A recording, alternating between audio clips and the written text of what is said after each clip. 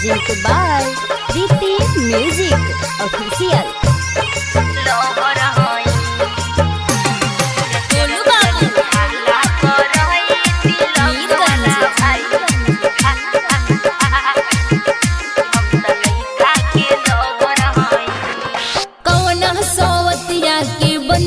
पपिया एने हमारे अब छछनी हो जिया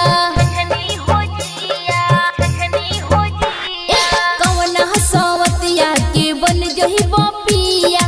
एने हमारे अब छछनी हो जिया पलटी ना हवन हम डिस्कवर हई ये मुकेश ए हई सब लड़किया तो चिन्हा जाता रिसन हई कहाँ के हिया रे बबुओ चिन्हाते नहीं खे लड़किया रे तो सुनो काका बताओ तनी जनी हाला कर तिलक वाला भाई हम त लइका के लभर हई जनी हाला कर तिलक वाला भाई हम त लइका के लभर हई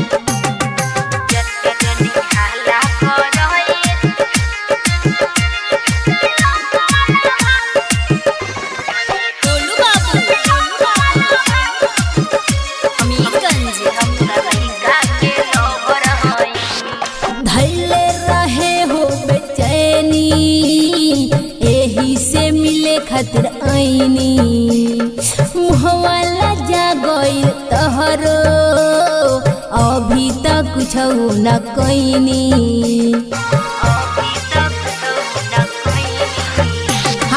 धैले रहे हो बेचैनी एही से मिले खातिर आईनी मुहवाला जा गई तहरो अभी तक कुछ न कईनी हम चाभी होई हमर लॉकर हवे दीपक रे लड़किया का कहतिया रे कुछ तो बुझाते नहीं खे एकरा बारे में कहाँ के हिया तो सुना काका बताओ तनी जनी हाला कराय दिला कहर भरुआ हम त लइका के लभर हई जनी हाला कराय दिला कहर भरुआ हम त लइका के लभर हई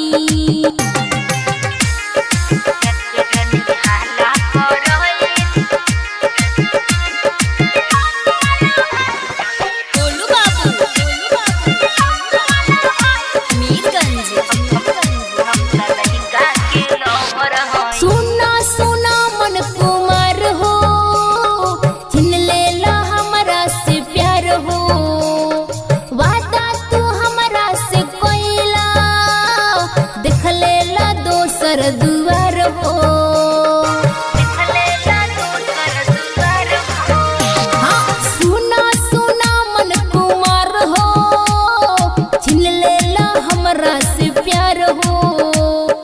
वादा तू हमरा से कोइला देख लेला दूसर दुआर हो उता शांति बड़े हो हबर हई ये बबी रे सुन तोर कहाँ घर है आय कहाँ आई बड़ी सिंहवा ए काका बताओ तनी हौ लइकवा बैठल बनू जाना के तिलक चढ़ता ओकर लभर हई जनी हाला कर तिलक वाला भाई हम त लइका के लभर हई जनी हाला कर तिलक वाला भाई हम त लइका के लभर हई।